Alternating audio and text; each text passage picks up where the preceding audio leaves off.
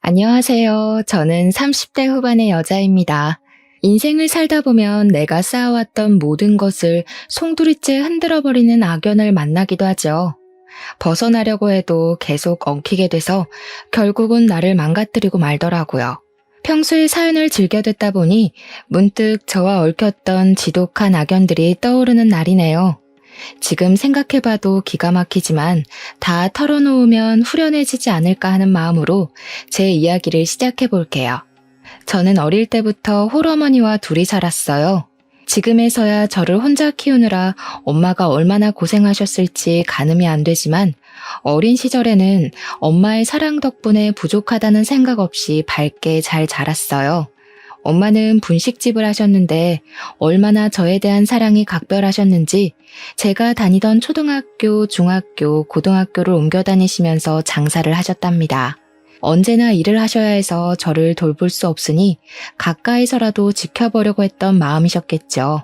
중고등학교 때는 친구들 데리고 가면 엄마가 언제나 떡볶이를 듬뿍 주시곤 했어요. 그래서 저는 항상 친구도 많고 즐거운 학창 시절을 보낼 수 있었던 것 같아요. 엄마는 제가 결혼을 한 후에도 다녔던 고등학교 앞에서 분식집을 하셨답니다. 가끔 가보면 교복 입은 아이들과 정답게 수다 떠시는 엄마를 볼 수 있었는데요. 그 시절의 엄마와 제가 생각나서 마음이 찡해지곤 했죠. 저는 얼른 자립을 해서 엄마에게 도움이 되고 싶었던 생각이 컸기 때문에 전문대를 나와서 바로 작은 회사의 경리로 일을 시작했답니다. 남편을 만난 지는 그 즈음이었어요. 친한 동료가 있었는데 같이 저녁을 먹으면서 찍은 사진을 동료의 친구였던 남편이 우연히 보게 된 것이죠. 그 이후로 자꾸 저를 소개해달라고 졸랐다면서 소개팅을 주선해 주었답니다. 처음 만난 남편은 동갑답지 않게 참 젠틀하고 좋은 가정에서 살아왔겠구나 하는 생각이 드는 사람이었어요. 문득 보이는 행동에서 여유가 느껴지고 대화를 해보니 저보다 아는 것도 참 많았죠. 남편은 적극적으로 구애를 해왔고 우리는 곧 연인이 되었답니다. 남편이 데려가는 식당이나 뮤지컬 극장, 여행은 저에게 참 새로운 곳이 많았죠. 살면서 해본 것도 가본 것도 별로 없다는 것을 남편을 통해 알게 되었달까요? 마치 저에게 신세계를 열어준 듯이 남편과 처음 해보는 것이 많아 데이트는 항상 즐거웠죠. 사귄 지 1년도 되지 않아 남편은 자꾸 결혼하자는 이야기를 꺼내더라고요. 저는 데이트하고 만나는 건 참 좋았지만 아직 20대 후반이었고 모아둔 돈도 없었기에 결혼은 한 번도 생각해보지 않았어요. 부담스럽다고 거절했지만 남편은 일단 집에 가서 부모님께 인사드리자고 계속 재촉했답니다. 그렇게 남편에게 끌려다니다 보니 어느새 남편 집 앞에 서 있더라고요. 시부모 댁은 서울 근교의 주택단지에 있는 단독주택이었는데 기와가 있는 현대적인 한옥으로 멋들어지게 지어져 있더라고요. 저는 쭉 빌라에서만 살아서 단독주택에 산다는 건 생각도 못 해봤는데 집을 구경해보니 참 멋지긴 했답니다. 앞마당과 뒷마당도 널찍하고 작게 텃밭도 있고 시부모님은 드라마에 나오는 것처럼 여유롭게 살고 계시더라고요. 시부는 공무원을 하셨다가 퇴직한 지 얼마 되지 않았고 시모는 항상 전업주부셨다고 해요. 저를 위해 식사를 준비해 두셨는데 텃밭에서 직접 땄다는 신선한 채소와 윤기 나는 갈비찜을 먹으며 잠시나마 완전한 가족 속에 있는 듯한 행복을 느꼈죠. 그런데 남편은 부모님께 저에 대해 아무 말도 하지 않았던 모양이에요. 홀어머니가 분식집을 하시고 저는 경리로 일한다는 걸 아시더니 시모의 표정이 바로 차갑게 돌변하시더라고요. 방금 전까지는 인자한 미소를 지으시면서 며느리가 너무 예뻐서 손자보면 아주 잘생기겠다고 하시더니 제 쪽은 쳐다보지도 않으셨어요. 30도 안 됐는데 아직 결혼은 너무 일러. 결혼이 하고 싶으면 5년은 있다가 해라. 5년을 어떻게 기다려? 왜 갑자기 억지를 부리세요? 난 내년 안에 꼭 결혼할 거예요. 내가 이런 말까진 안 하려고 했는데 집안도 좀 격이 맞아야지. 한쪽이 너무 기울면 결국 헤어지게 마련이야. 아가씨도 내 말 서운하게 생각하지 말고 반반한 얼굴 믿고 우리 아들 꼬신 모양인데 취집하려고 마음 먹었으면 더 나이 있는 남자를 잡던가 순진한 애 데리고 뭐 하는 거야? 어휴, 염치도 없어라. 저는 결혼하려는 마음도 없었는데 한순간에 결혼하지 못해 환장한 여자가 되어 있더라고요. 여태껏 살면서 이런 험한 소리는 들어본 적이 없어서 머리가 하얘져 대꾸 한마디도 못하겠더라고요. 남편이 저를 붙잡았지만 부들부들 떨리는 손을 애써 잡으며 그 집을 나와버렸어요. 그렇게 남편과 헤어지려고 마음을 먹었죠. 남편은 매일 회사 앞으로 찾아와서 절대 못 헤어진다며 눈물까지 보이더라고요. 시모한테 받은 모욕을 떠올리며 모질게 대하려고 했지만 사랑이 뭔지 남편 얼굴만 보면 같이 눈물이 흐르더라고요. 자기가 책임지고 허락받을 테니 헤어질 생각만 하지 말라면서 저에게 더욱 정성을 다했답니다. 헤어진다는 생각만 해도 가슴이 저미는데 눈물이 어떻게 끝낼 수가 있었겠어요. 결국 남편이 허락받을 때까지 기다리기로 했고 시부가 시모를 설득해 결국 몇 달이 걸려 상견례를 할 수 있었답니다. 시모의 아나모인 태도는 상견례에서도 여전했죠. 제가 이 결혼을 찬성해서 시키는 게 아니라는 건 사돈도 잘 알아주시길 바랍니다. 그만큼 따님 교육 잘 시켜서 보내주세요. 제가 인생을 살아보니까 아버지 없는 애들은 어디선가 꼭 티가 나더라고요. 잔뜩 긴장을 한 엄마는 시부모에게 제대로 대답도 잘하지 못하셨어요. 저는 묵묵히 듣기만 하는 엄마를 보고 너무 화가 나서 한마디 하려고 입을 열었는데 엄마가 가만히 제 손을 잡으시더라고요. 엄마와 눈이 마주친 저는 간절한 눈빛에 결국 입을 닫아야만 했죠. 제가 놀랄 정도로 엄마는 남부럽지 않게 결혼식과 혼수를 준비해 주셨어요. 어디서 돈이 났냐고 물어봐도 딸 결혼하는데 보태려고 이 정도는 준비해 두셨다는 말만 해주시더라고요. 시모가 혼수로 꼬투리를 잡으려고 했지만 막상 제가 준비한 걸 보자 별다른 말을 못할 정도였답니다. 결혼을 한 후부터 저는 일주일에 한 번 또는 2주일에 한 번은 꼭 시댁에 가야만 했죠. 시모는 저를 그렇게 못마땅해 하시면서도 주말마다 저를 불러댔어요. 집안의 가풍을 배우고 집안 살림을 배워야 한다는 이유로 말이죠. 평일에 직장을 다니니까 주말에 간절히 쉬고 싶었지만 시모에게 잘 보이고 싶은 마음으로 꼬박꼬박 시댁으로 가서 알려주는 대로 반찬을 배우고 집 청소까지 했답니다. 남편에게 너무 힘들다며 하소연을 해봤지만 시모 마음에 들고 친해질 수 있는 기회 아니냐면서 조금만 참고 해보라고 하더라고요. 그렇게 결혼을 하고 첫 설 명절을 맞게 되었어요. 평생 전업주부로 살아온 시모는 자신의 음식 솜씨에 대해 자부심이 엄청났어요. 시부와 남편이 밥 먹으면서 맛있다는 소리를 안 하면 삐지는 게 눈에 보일 정도였죠.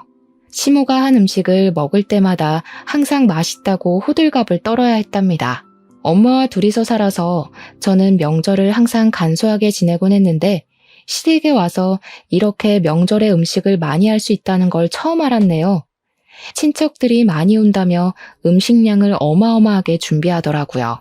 3시간을 꼼짝 못하고 전을 부치는데 허리가 끊어질 것 같았죠.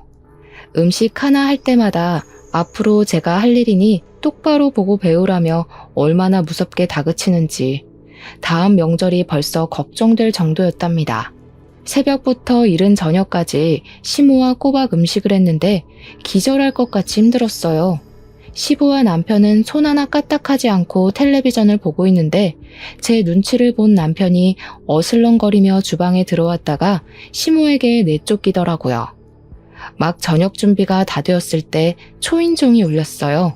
친척분들은 내일에야 올 텐데 누구인지 의아한 참이었는데 남편이 신나서 현관문을 열더라고요.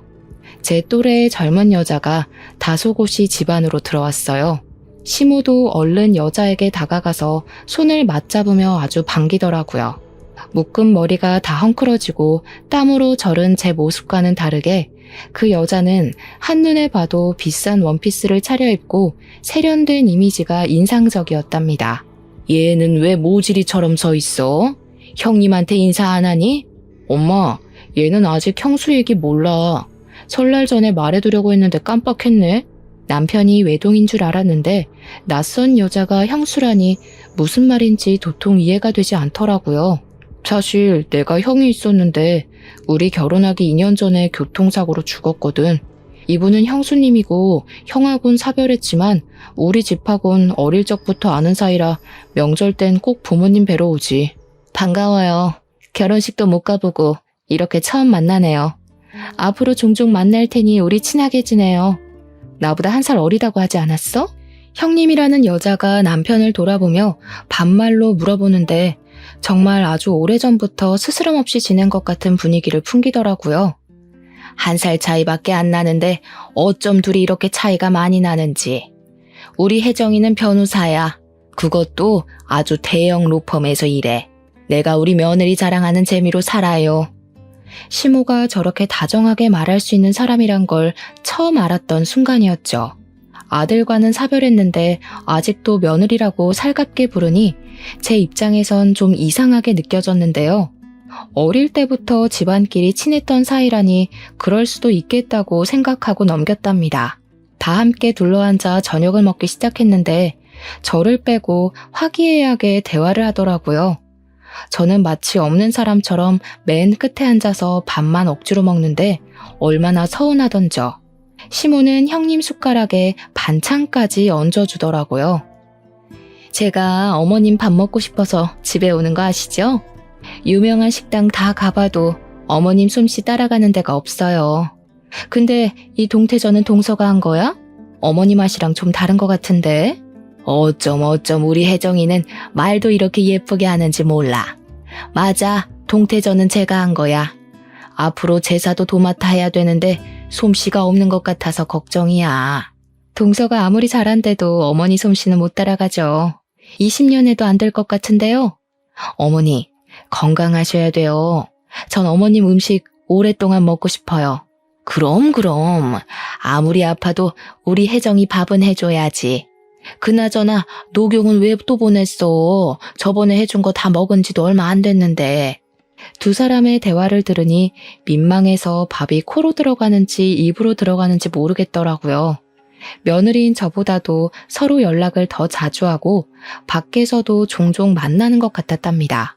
식사가 끝나고 거실에서 과일을 먹는데 4사람만 아는 이야기를 하고 저는 또 투명인간이 된 것 같았죠. 저는 어색한 분위기를 참다 못해 부엌으로 가서 혼자 설거지를 했답니다. 주방 정리를 거의 끝냈을 때 형님이 가는 소리가 들리더라고요. 저는 마중을 하기 위해 현관문 쪽으로 발길을 옮겼죠. 형님이 명품 가방에서 흰 봉투를 꺼내 시모에게 건네주었어요. 시모가 손사래를 치면서도 한박 웃음을 짓더라고요. 저는 가시라고 꾸벅 인사를 했지만 제 쪽은 쳐다보지도 않고 나가버렸답니다. 이게 형님과의 첫 만남이었어요. 그 후로 설날과 추석 되면 어김없이 시댁에 찾아와서 얼굴을 봐야 했는데요. 저와 형님을 비교하는 시부모와 남편 때문에 명절이 다가오면 잠도 못 잘 정도로 저에겐 큰 스트레스였답니다. 저는 아이를 갖고 싶었지만 소식이 없어 늘 걱정이었고 매주 시댁에 가서 일을 하는 것도 너무 스트레스였어요. 남편에게 도와달라고 말해봐도 시큰둥한 반응만 돌아와 저는 점점 더 지쳐갔죠. 그렇게 스트레스 받을 거면 차라리 일을 그만둬. 몇 푼 벌지도 못하는데 때려치우고 어머니한테 살림이나 제대로 배워. 그렇게 결혼한 지 5년이란 시간이 흘렀지만 여전히 아기 소식은 없었고 시모는 저를 더욱 무시하고 구박했답니다. 넌 도대체 밥만 축내고 하는 게 뭐니? 남들은 아기도 순풍순풍 잘만 낳더구먼. 우리 집 대를 끊을 작정이야? 이래서 집안에 사람이 잘 들어와야 돼. 집에서 놀면서 우리 아들 돈이나 써대고 잘하는 짓이다. 어느 날 엄마가 전화가 걸려왔죠. 제 처지가 너무 우울했기에 엄마한테 보여주지 않으려고 안부 전화를 한 지도 찾아간 지도 너무 오래되었더라고요. 결혼하고 나서 시어머니가 보내주지 않아서 명절에도 한 번도 찾아가 보지 못했어요. 엄마는 항상 이해한다고 너만 잘 지내면 된다고 말씀해 주셨지만 혼자서 명절을 보내시는 게 얼마나 쓸쓸하셨을까요? 엄마는 큰 종합병원 이름을 대시며 오늘 그 앞에서 좀 만나자고 하시더라고요. 병원이란 말에 제 가슴이 덜컥 내려앉았죠. 저는 허겁지겁 병원으로 달려갔는데 1층 정문 앞에서 환자복을 입고 계신 엄마가 보이더라고요. 떨리는 가슴을 부여잡고 천천히 엄마에게 다가갔는데 얼굴이 말도 안 되게 수척해졌고 한눈에 봐도 심각한 병에 걸렸다는 걸 알 수 있었죠. 엄마는 저한테 말도 하지 않고 혼자 검사도 다 받으셨더라고요. 이미 손 쓸 수 없을 정도로 전이가 되어 의사가 수술도 권하지 않았다는 폐암 말기였답니다. 저는 엄마를 부여잡고 하염없이 울었답니다. 제 팔 안에 들어온 엄마의 몸이 얼마나 야위었는지 안으면서도 어찌나 놀랐는지요. 왜 몸이 아픈데 나한테 말을 안 했어? 어떻게 혼자서 검사를 받을 생각을 해? 평소에 병원 접수도 혼자 못하면서. 몸 아픈 지 얼마 안 됐어. 기침 심하게 해도 감기인 줄 알았지. 진통제 먹으면 또 괜찮아지고 그러니까 별로 아픈 건 못 느꼈어. 그게 말이 돼? 어떻게 암이 다 퍼질 동안 아무 증상이 없을 수가 있어. 우리 당장 수술 날짜 잡자. 항암 치료도 해달라고 하고. 엄마는 아무 대답도 하지 않고 제 울음이 사라질 때까지 제 등을 두드려 주시며 기다려 주셨죠.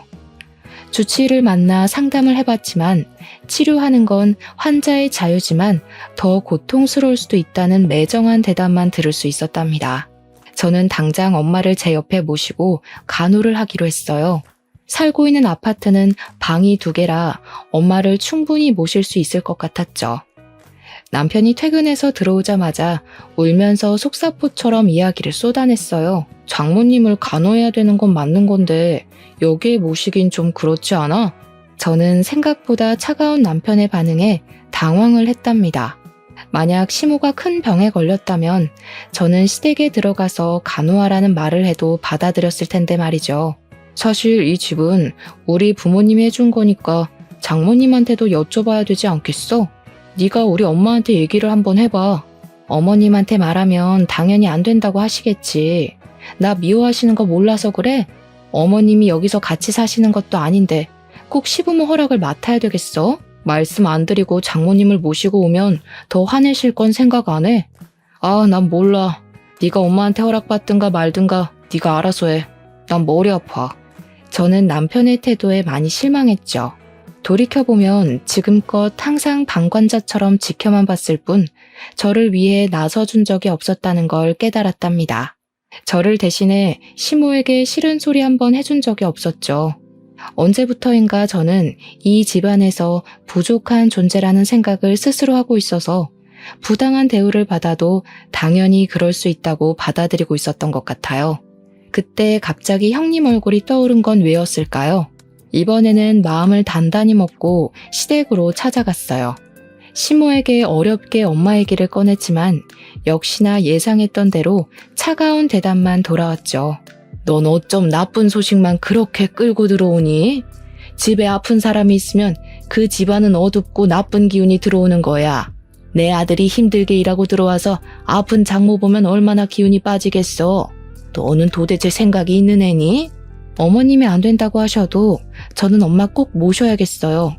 많이 아프신데 혼자 계시도록 할 수는 없어요. 저는 머리끝까지 화가 나서 벌개진 눈으로 시모를 노려봤어요. 갑자기 시모가 벌떡 일어나서 제 머리채를 잡고 흔들기 시작했답니다. 제 몸은 시모에게 잡혀 꼭두각시 인형처럼 이리저리 흔들리다 바닥에 패대기 쳐졌어요. 이게 어디서 말 대답을 해? 병원에 입원을 시키던지 죽을 날짜 받아놨으면 요양원에라도 들어가면 되지. 네가 거기서 산다고 그게 네 집 같아? 너도 여차하면 쫓겨나면 그만이야. 죽을 날짜라뇨. 어머님, 우리 엄마한테까지 그렇게 막대먹게 말하는 건 못 참아요. 제가 그 잘난 집 나올 테니까 걱정 붙들어 매세요. 화난 시모가 제 손목을 낚아채려는 걸 탁 쳐내고 시댁을 나와버렸어요. 저는 그 길로 엄마 집으로 들어갔답니다. 날이 갈수록 몸이 약해져가는 엄마의 곁을 밤낮으로 지켰어요. 한동안 남편과 시모가 매일 전화를 해댔지만 받지 않았죠. 엄마가 아픈 건 너무나도 슬픈 일이었지만 시댁도 남편도 없이 엄마와 둘이 지내니 오히려 저는 너무 평안하고 행복한 기분마저 들었답니다. 그렇게 눈 깜짝할 사이에 몇 달이 흘렀죠. 제가 함께 살자 엄마의 상태가 조금씩 호전되는 것처럼 느껴졌답니다. 남편과 이혼할 것은 아니니 저녁 시간에 가서 남편이 먹을 요리를 해놓기 시작했어요. 엄마 집으로 들어간 초반에는 남편에게 연락이 왔지만 어느 순간부턴 아무 연락이 없더라고요. 제가 메시지를 보내고 답도 없고 말이죠. 가끔 집에 가보면 청소도 깨끗이 되어 있고 빨래도 밀리지 않고 제가 없어도 잘 살고 있는 것처럼 보이니까 서운한 마음이 들더라고요. 남편과의 사이가 나빠서 집을 나간 것도 아니었는데 마치 별거를 하고 있는 것 같은 상황이 되어 있었답니다. 그래서 불안한 마음에 저녁을 해놓기 시작한 거였는데요. 남편은 저를 다시 봐도 시큰둥하더라고요. 오랜만에 봤는데 반갑지도 않아? 집 정리도 잘 되어 있고 나 없어도 잘 사는 것처럼 보이네? 너 마음대로 네 발로 나갔으면서 이제 와서 왜 이래? 너 없으면 엉망진창일 줄 알았냐? 야, 일주일에 2번 일하는 아줌마 부르니까 네가 살림할 때보다 훨씬 낫다. 장모님의 안부 한 번을 묻지 않는 남편의 태도에 화가 났지만 저는 바보같이 매일 저녁을 해주고 남편이 밥을 다 먹으면 설거지까지 해두고 밤에 부랴부랴 엄마 집에 돌아오는 생활을 계속했답니다. 그렇게 지내던 어느 날 집에 가보니 남편이 평소보다 일찍 왔는지 거실 소파에서 자고 있더라고요. 한 손에는 핸드폰을 쥐고 있었는데 떨어질 것 같아서 살짝 손에서 뺐죠. 항상 비밀번호를 걸어두더니 그날따라 풀려 있더라고요. 화면을 언뜻 보니 빨간 하트가 있는 것 같아 남편 핸드폰을 다시 확인해 봤어요. 메시지 창을 읽는데 손이 부들부들 떨려오기 시작했습니다. 자기와 하트로 시작해서 주고받은 메시지는 너무 보고 싶어 못 견디는 연인들의 대화였죠. 왜 이제야 남편이 제가 집에 없어도 그리 무신경했는지 전화조차 하지 않았는지 이해가 되었죠. 오히려 제 발로 집에서 나가주었으니 얼마나 고마워했을까요? 저는 세상 편안하게 자고 있는 남편의 얼굴을 째려보았답니다. 배신감으로 온몸에 힘이 빠지며 당장이라도 주저앉을 것 같더라고요. 저는 손이 하얗게 될 때까지 핸드폰을 꽉 쥐고 서 있다가 정신을 차리고 메시지 창을 캡처하기 시작했어요. 그리곤 얼른 제 핸드폰으로 옮기고 다시 남편 손에 쥐어주었죠. 잡았던 핸드폰이 바닥으로 툭 떨어지자 남편이 화들짝 놀라며 깨더라고요. 저는 방금 들어온 척하며 주방으로 들어갔죠. 요리를 하는 동안 머리가 쿵쿵 울리고 정신을 못 차리겠더라고요. 남편이 밥 먹는 모습을 멍하니 보고 있다가 더 있으면 참지 못하고 말을 꺼낼 것 같아 얼른 집을 나와버렸답니다. 엄마 집에 가는 길에 어찌나 눈물이 흐르던지요. 저는 비참한 결혼 생활을 정리하고 엄마를 모시며 살기로 결심했어요. 남편의 외도와 이혼에 대해 인터넷 검색을 하며 증거를 모으기로 했죠. 얼마 지나지 않아 엄마의 상태는 급격하게 나빠지기 시작했어요. 저는 매일을 조마조마한 마음으로 엄마를 간호했답니다. 침대에 누워 계시던 엄마가 저를 부르시더라고요. 엄마의 손에는 종이 한 장이 들려 있었어요. 엄마는 저에게 종이를 넘겨주셨어요. 그건 보험 증서였는데 수익자가 저로 되어 있더라고요. 사망보험금이 5억? 엄마, 이게 뭐야? 이거 들어놓고 죽을 날만 기다리고 살았어? 나한테 이거 주면 내가 좋다고 감사하다고 받을 줄 알았어? 너 어렸을 때부터 부었던 거야. 엄마가 너한테 제대로 해준 것도 없잖아. 좋은 대학을 보내주지도 못했고 하고 싶은 거 다 해주지도 못했고 나 이런 거 필요 없어. 내가 바라는 건 엄마가 내 옆에 오래 있는 거야. 이딴 돈 엄마가 살 수 있다면 내가 엄마한테 줄게. 엄마가 없으면 이게 무슨 소용이야? 네가 시집가서 얼마나 힘들게 사는지 엄마가 다 알아. 알면서 도와주지도 못하고 사돈한테 한 소리 제대로 하지도 못했어. 이렇게 못난 엄마 네가 용서해줘. 엄마 가면 이 돈으로 너 하고 싶은 거 하면서 훨훨 날아가 살아. 넌 누가 뭐래도 세상 제일 소중한 내 딸이야. 저는 피를 토하는 심정으로 엄마 무릎에 고개를 묻고 통곡을 했죠. 저와 엄마는 오랫동안 함께 껴안고 뜨거운 눈물을 흘렸답니다. 엄마는 마지막이 곧 올 거라는 걸 알고 계셨던 걸까요? 얼마 지나지 않아 엄마는 숨을 거두고 말았습니다. 남편에게 바로 연락을 했지만 중요한 회의가 있다며 제가 장례 준비를 다 마친 뒤늦은 저녁에서야 왔더라고요. 가뜩이나 횡한 장례식장에 저 혼자 상주로 앉아있는데 돌아가신 엄마를 끝까지 걱정시키는 것 같아 면목이 없었답니다. 시부는 장례식장에 왔지만 시모는 오지도 않았죠.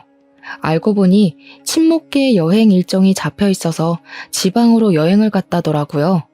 끝까지 저와 엄마를 업신여기는 남편과 시모의 행동으로 인해 저는 이혼에 대한 결심을 더더욱 굳히게 되었어요. 장례식이 끝난 뒤 저는 다시 집으로 들어갔죠. 바람 피우는 걸 제가 알고 있다는 사실을 모르는 남편은 뭐하러 집에 들어오냐며 비아냥거리더라고요. 그날부터 저는 외도 증거를 찾기 위해서 집안과 남편의 옷을 뒤져봤지만 별다른 건 나오지 않았어요. 남편의 컴퓨터를 보려고 했지만 비밀번호가 걸려 있어 살펴볼 수도 없었습니다. 저는 남편이 자고 있는 밤에 몰래 나와 자동차의 블랙박스를 확인해 봤는데 역시나 여자가 차에 타고 남편과 노닥거리는 음성을 찾을 수 있었어요. 목소리만 들어서는 누군지 알 수는 없었죠. 저는 그렇게 증거를 하나씩 찾아 나갔답니다. 그리고 엄마의 유언대로 저는 홀로 서기를 준비하기 시작했죠. 엄마가 남겨주신 5억의 보험금을 받아서 어떻게 써야 할지 고민을 했어요. 엄마의 목숨과 바꾼 귀한 돈인데 함부로 쓰고 싶지 않았어요. 저는 오랫동안 봐두었던 아파트 한 채를 사게 되었죠. 지금 살고 있는 동네에서 멀지 않은 곳인데 유명한 학군인지라 인기가 많은 동네고 아이 키우기도 좋은 환경이라 남편에게 그 아파트로 이사 가자고 말해본 적이 있었어요.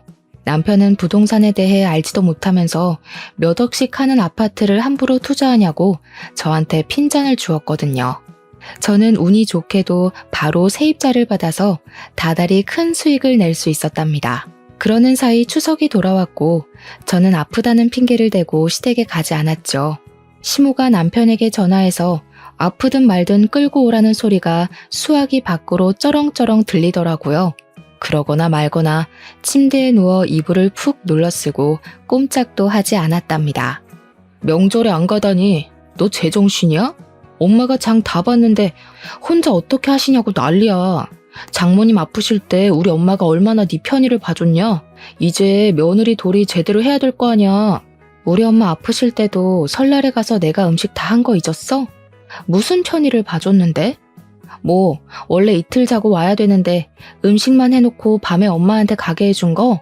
그거 고마워라고. 어머니 죽고 못하는 며느리 또 있으시잖아. 형님한테 와서 같이 하자고 하지 왜? 야, 너 말 그따위로 할래? 형수가 어떻게 일을 해? 큰일하는 변호사가 너처럼 한가하냐? 그렇게 바쁜데 어쩜 명절 때 밥 먹을 시간 딱 맞춰서 온대? 네가 몇 시에 오라고 시간 정해주니? 그만 안 해? 형수랑 너랑 급이 같아? 형수는 네가 그렇게 말할 수 있는 사람이 아니야. 말 조심해. 가기 싫으면 가지 마. 나중에 엄마한테 혼나고 울고불고 후회하지나 마.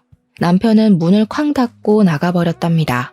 남편이 속으로 저와 형수를 어떻게 생각하고 있는지 잘 알 수 있었죠. 너무 황당하고 서러워서 엄마가 너무나도 보고 싶어 눈물이 났답니다. 남편은 연락 한 번 없이 3일 동안 시댁에서 명절을 지내고 돌아왔어요. 집에 온 남편이 거실에서 전화통화하는 소리가 들려왔어요. 엄마, 형수 집에 데려다주고 지금 들어왔어. 와이프? 몰라, 집에 있는지 없는지. 형님이 또 시댁에 왔던 걸 알게 되자 나도 모르게 허탈한 웃음이 나더라고요. 시부모에게 그 집안의 귀한 며느리는 형님이고 저는 시키는 대로 음식이나 하는 하녀일 뿐 그 이상도 아니겠죠. 그때 남편이 거칠게 방문을 열고 들어왔어요. 명절에 집에서 놀고 먹으니까 아주 살판 나 죽겠어. 우리 엄마 힘들게 하니까 좋냐? 나 진짜 아프다니까 왜 안 믿어줘. 그리고 결혼 전엔 어머니가 혼자 다 하셨다며. 며느리가 있는데 엄마가 그 많은 음식을 왜 하냐? 너무 힘들어하셔서 시장 가서 다 사다 먹었다. 형수가 유명한 떡집에서 송편을 사왔는데 네가 하는 것보다 훨씬 맛있더라. 예전에 시모와 장보러 시장에 갔다가 전집을 지나친 적이 있었는데요. 음식을 사다 먹는 건 조상님에 대한 예의가 아니고 남이 한 거에 뭐가 들었을지 알고 사 먹냐고 하더니 이번엔 어떻게 다 사 먹었을까요? 떡집에서 사먹는 송편은 못 쓴다며 매년 추석 때만 되면 뒷마당에서 뜨거운 가을볕 아래 찜기 한가득 송편을 올리던 제 모습이 떠올라 가슴이 쓰려왔답니다. 그 후로 남편의 핸드폰을 다시 살펴볼 기회는 없었지만 눈치를 보아하니 아직도 그 여자를 만나고 있는 건 확실해 보였죠. 저는 전문 변호사에게 이혼 상담도 받아보며 착실히 준비를 해갔답니다. 아직 상대가 누군지도 모르고 사진 같은 결정적인 증거를 찾지 못해 섣부르게 움직일 수는 없는 상태였죠.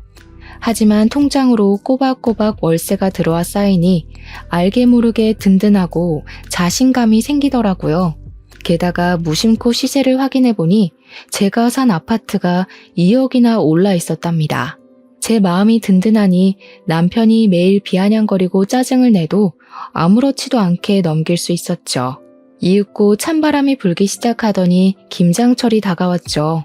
시모는 김치에 대한 집착이 엄청났는데 자기가 담근 김치가 엄청 맛있다고 생각한답니다.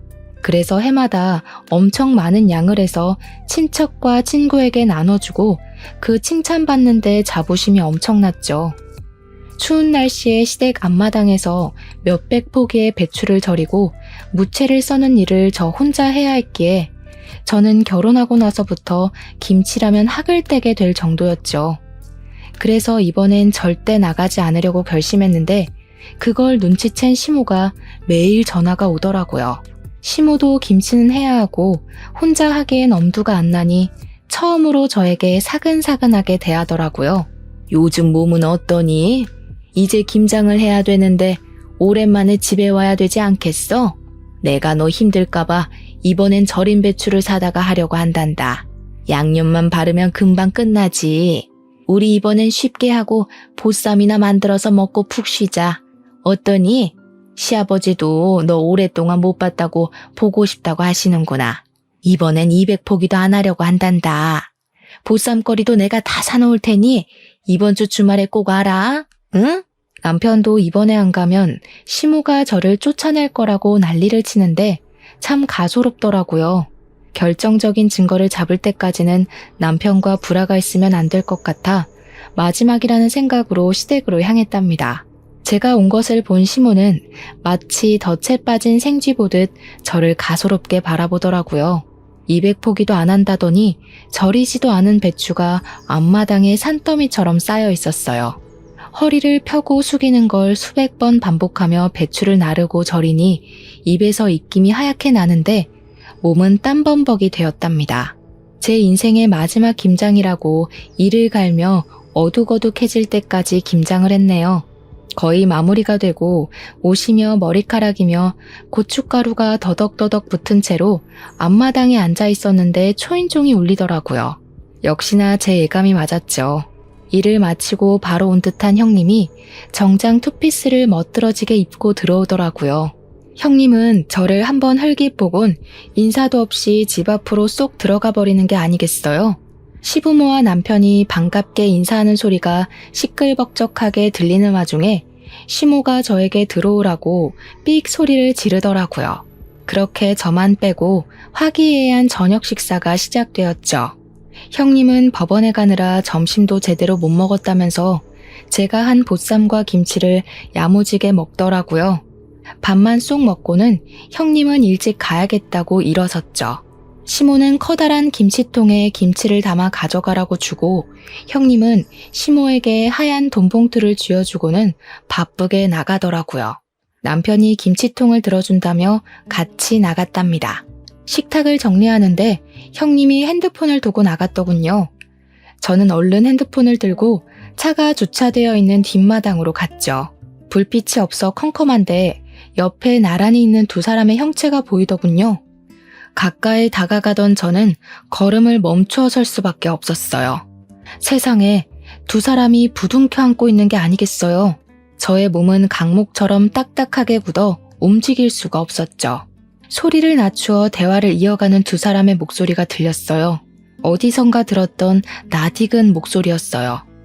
바로 블랙박스에서 들었던 여자의 목소리였던 거였죠. 순간 누가 이마를 세게 때린 듯이 눈앞에서 불꽃이 번쩍하고 튀는 것 같더라고요. 정신을 차린 저는 악을 쓰며 두 사람에게 달려갔어요. 저를 본 두 사람이 놀라서 황급히 떨어지더라고요. 분노를 참지 못한 저는 마당에 있는 물 호수를 틀어서 둘을 향해 사정없이 뿌려대기 시작했답니다. 형님이 비명을 지르며 손으로 얼굴을 가리고 남편은 저에게 달려들더라고요. 그래서 남편 눈을 향해 더욱더 세게 물 호수를 뿌려댔어요. 형님의 비명소리에 달려온 시모가 얼른 수도꼭지를 잠가버리더니 제 머리채를 잡으려고 손을 휘저기며 달려오는 게 아니겠어요? 저는 온 힘을 다해 시모를 밀어 잡아뜨려 버렸어요. 여태껏 둘이 붙어먹었다 이거지? 사람 하나 바보 만들고 재밌었니? 너네 이런 사이인 거 네 엄마도 알고 있었어? 이 나쁜 놈아. 저는 차의 트렁크에 놓인 김치통 뚜껑을 열어서 김치 두 포기를 양손에 들고 남편과 형님 얼굴에 문대버렸어요. 두 사람은 눈이 맵다고 악을 쓰며 주저앉고 난리가 났죠. 당황한 시모가 그걸 보고 다시 물 호스를 두 사람한테 뿌리기 시작했죠. 그 모습을 보고 있으니 아주 코미디가 따로 없더라고요. 저는 머리 위로 김치통을 들어서 시모한테 던져버렸어요. 시모가 중심을 잃고 쏟아진 김치 위에 넘어져 버렸답니다. 시모가 저를 향해 죽일련 소리소리를 질러댔어요. 저 두 사람이 사랑해서 죽고 못 사는 사이라네요. 좋으시겠어요? 이제 진짜 둘째 며느리 하시면 되겠네요.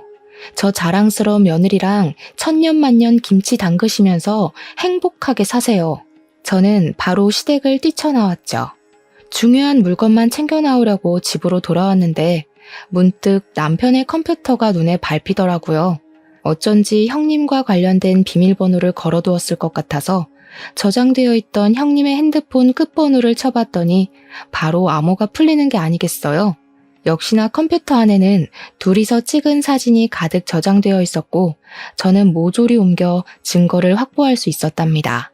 둘이 얼굴을 맞대고 있는 게 제일 처음 찍은 사진이었는데 날짜를 따져보니 형이 사고 나서 죽은 지 6개월이 지난 후였더라고요. 그렇다면 저를 만나기 전부터 그렇고 그런 사이였던 거고 저는 완전히 속아 결혼을 한 거였던 거예요.